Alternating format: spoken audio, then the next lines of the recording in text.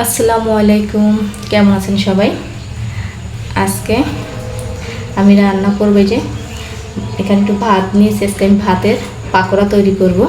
অনেক সময় দেখা যায় আমাদের ভাত ঘরে বেঁচে যায়, সেই ভাতগুলো নষ্ট হয়ে যায়, আমরা ফেলে দিই। আর ফেলে না দিয়ে এই ভাতগুলো দিয়ে আজকে আমি কীভাবে পাকোড়া তৈরি করা যায় সেটাই আপনাদেরকে দেখাবো। আর এই পাকোড়া তৈরি করতে আমার যা যা লাগছে,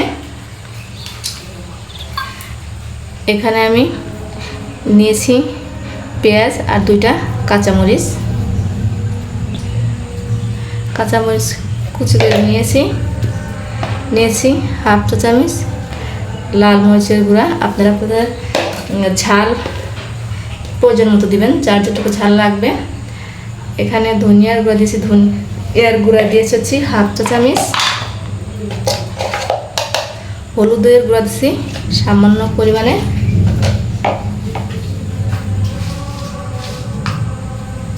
দিয়ে দিচ্ছি লবণ স্বাদ অনুযায়ী। আর আমি এখানে দিচ্ছি মানে হাফ চামচের একটু কম চাট মশলা। আপনাদের তো ঘরে না থাকে না দিলেও হবে। আদা চামচ আদা এবং রসুন বাটা মেখে নেব।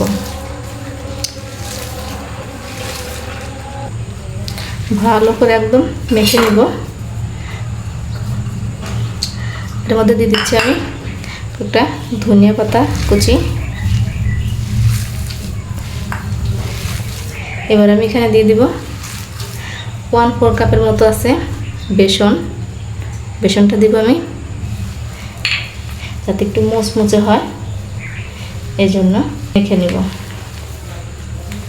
আপনি এখানে চাইলে চালের গুঁড়া অথবা ময়দা আটা যে কোনো কিছু দিতে পারবেন।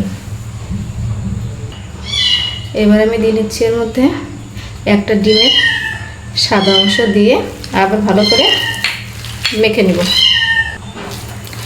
আমার মাখানো হয়ে গেছে, এই যে দেখেন। এখন আমি এগুলা তেলে ভেজে নিব। আমি চুলার উপরে কড়াইয়ে তেল দিয়ে নিয়েছি। তেলটা একটু গরম হলে,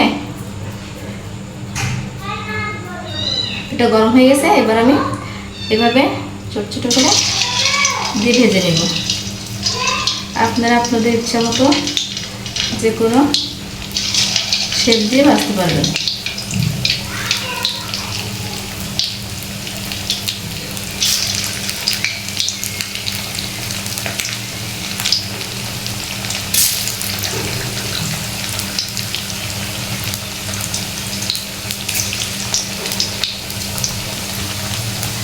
আমি চুলার আঁচটা একদম লো দিয়ে ভাজবো।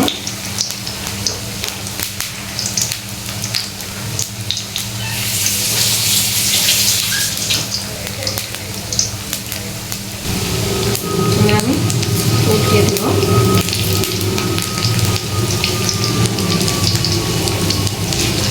সবগুলো আমি এখন বাদামি করে ভেজে নেব। যখন বাদামি রং হবে তখন আমি নামিয়ে নেব। পাকোড়া কিন্তু বাদামি রঙে হয়ে গেছে। এবার এগুলো আমি তুলে নিচ্ছি।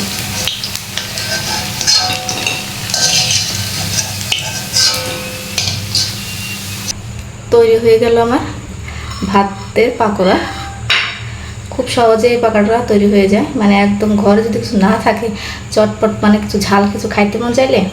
আর আজকে তো বৃষ্টির দিন, মানে বৃষ্টির দিনে আমার মনে হচ্ছে একটু ঝাল ঝাল কিছু খাই, এই জন্য বানিয়ে ফেললাম ভাতের পাকোড়াটা। আপনার বাসা অবশ্যই তৈরি করবেন। এটা যাকে খাওয়াবেন কেউ মানে বলতে পারবে না যে।